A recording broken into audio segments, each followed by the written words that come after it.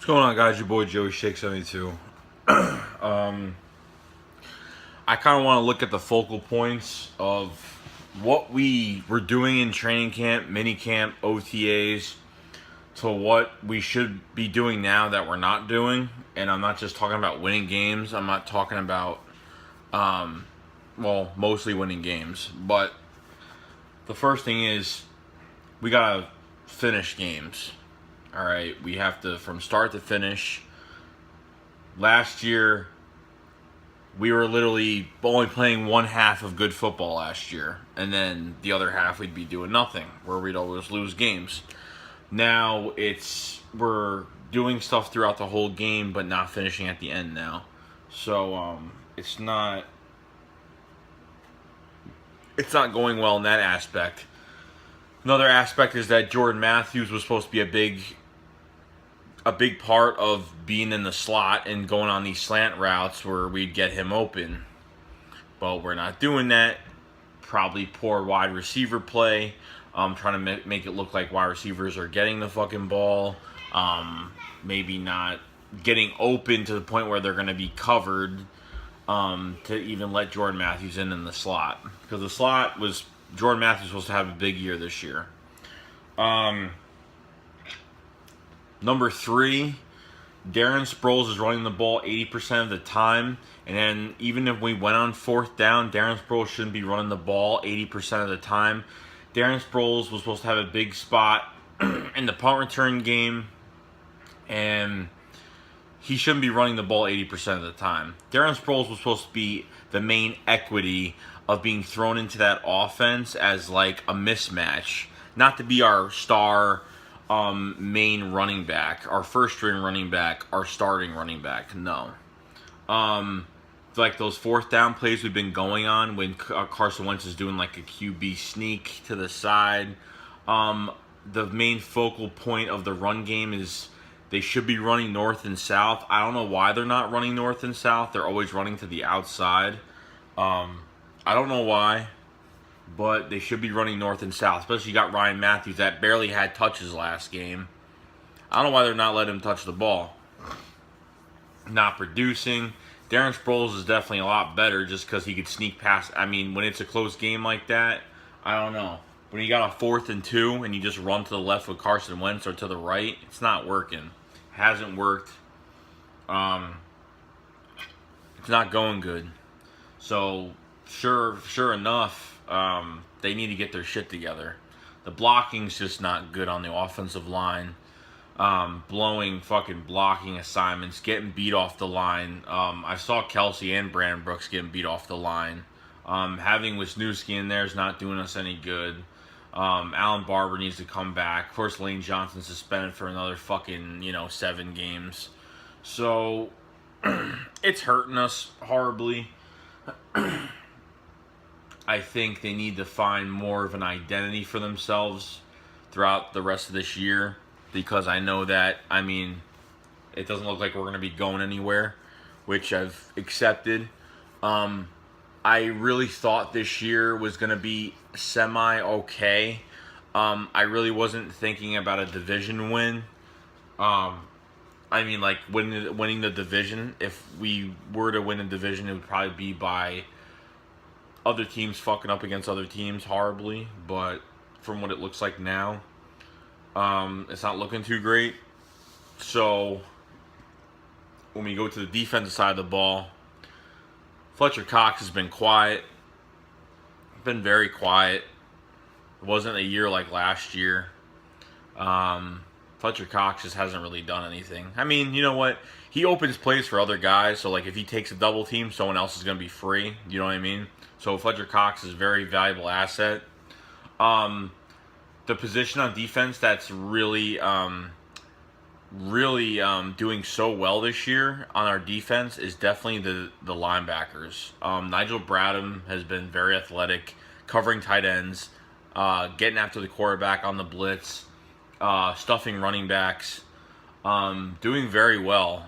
Michael Kendrick's been very quiet this year. I don't think there's any point of holding on to him. Like I've said a million times, I think he's got to go.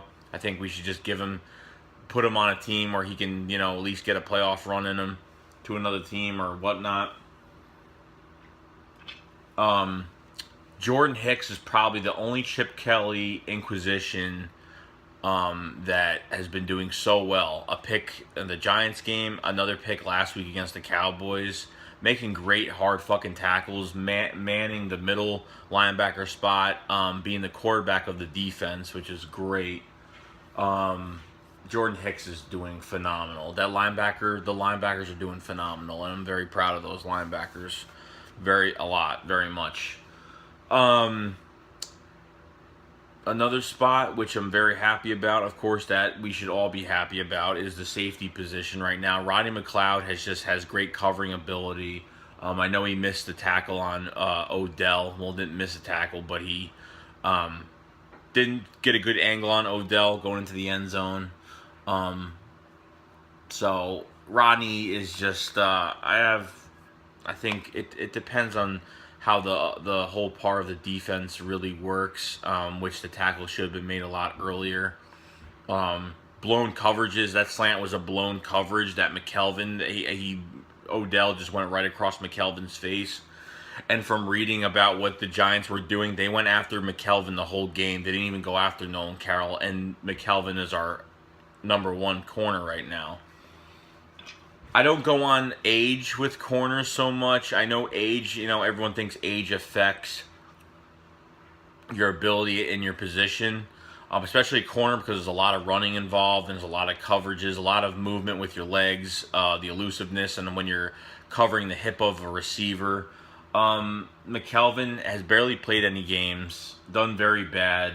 He's barely played any games this year. He missed like 3/4 of last season with the Bills, and then says he was really healthy this year and felt really good. And then he only been in maybe 3 games this year, starting fully in 3 full games. He missed a half of a game. And that was really it. But McKelvin is we need better corners this year. Nolan Carroll is a good backup. Nolan Carroll could start. I'm not saying he can't start. I'm not saying he's got nothing.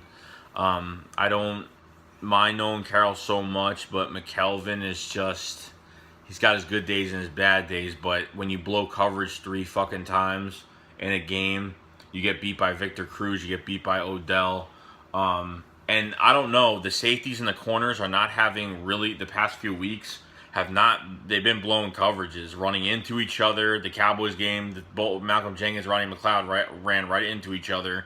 Jason Witten got the touchdown for the win for the Cowboys, so to win the game in overtime. So I don't know what's going on, but the communication is not good on the defense, especially in the safety to the corner spot, not good. The D line, all they got to do is just bring pressure and that's it, but they can't allow runs up the middle so fucking much because the Redskins killed us on that. Ezekiel Elliott did a very good job on doing that, especially after taking punishment. This is shit you got to think about, because next year I think we're going to be spending a lot of money in free agency next year. But to think about it, they've already got like an extra $4.5 million because of Lane Johnson not getting paid the rest of the season. So that's another $5 million in cap space going straight to the cap, which he's not going to get back. And there's going to be a lot of people that we're going to let walk in free agency this year. You're going to have, I really doubt they're going to keep Nelson Agholor. I fucking doubt they're going to keep Michael Kendricks, because Nigel Bradham is going to be the new outside linebacker in Philadelphia. I don't think they're going to, because Michael Kendricks has a big fucking, I think he has 1 more year left. I'm not sure. Chip Kelly gave him that contract, 2 years ago, I think. 4-year deal. I forgot how much it was. For maybe a trade. Somebody wants to get a trade for a linebacker. But there's going to be a lot of offseason moves next year, and I think the offensive line will be fine. Vaitai is actually doing good. Vaitai is actually doing very well.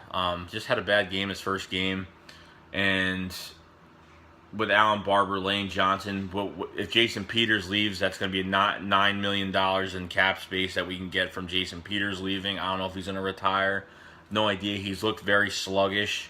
Been in and out of games here and there, not that much like last year because of the fast-paced offense, but he's been doing all right. Brandon Brooks is fine. Lane Johnson, when he's back, it's a huge difference. Alan Barber's playing like a Pro Bowler. He's hurt right now with a hamstring.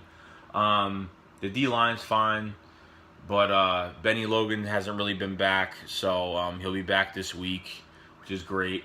One of the best run-stuffing defensive tackles in the league. Brandon Graham is like the third best graded D end in the league right now. He's playing like a fucking monster. Graham is doing very well. That's it. You can't put all the pressure on Carson Wentz when the run game's not working. He's got to throw the ball. He's been throwing it inaccurately sometimes, and it could be inaccurately because the wide receiver does a really bad route, runs a really bad route, or it could be a lot of things. It's not all on Carson Wentz. He's got no weapons around him. I mean, anyone that says Carson Wentz sucks, you really can't even say that because you put another quarterback in his position when he's got no weapons. It's not easy, okay? And it's hard to win games like that. It's very hard, especially you can't even. I don't know. You can't win games like that. So Nelson Aguilar, we don't got to worry about Josh Huff. He's fucking gone. Nelson Aguilar should be gone. We need to sign at least. We're going to be down to Bryce Treggs is I don't know what they're going to do with him. I think he'd be a good backup. I think he could have a good starting job if he really works at it as another outside receiver. They got to sign 2 wide receivers. They got to sign corner. They have to sign 2 corners and 2 wide receivers this year. At least 1 corner. At least they sign 1 corner. I'll be happy with. But they got to get a fucking, whether it's the draft or whatnot, whatever we fucking, our first round pick for the Bradford trade, whatever we go with that is fine. Whatever, I don't know what pick we'll have in the draft. It depends. So, we just got to see what happens. But receivers and corners and the blocking just has to be better. But we're missing, Alan Barber. And then when Lane Johnson's there, when Lane Johnson's there, not there, you're missing a fucking heartbeat. So it sucks. But we'll see what happens. I will do my Atlanta Falcons preview probably tomorrow. Probably by Wednesday. I would have to say Wednesday or Thursday. Something like that. But just something to think about, guys, where the season's going and what we should be focusing on in the offseason especially. And the problems that we're having throughout this season, which Carson Wentz is getting a learning experience, as a rookie. So I think once he has some weapons on that offense, he's going to be fucking amazing and he won't have any problems. Because he can't do it alone. It's not going to happen. If the run game doesn't work, he's got to throw the ball. I mean, he's throwing the ball and the receivers can't do a damn thing, get open, catch the ball. It's going to be nothing for the offense. Carson Wentz ain't going to be able to do anything. So, just want to talk to you guys about that. I'll see you guys later. Joey Shakes out.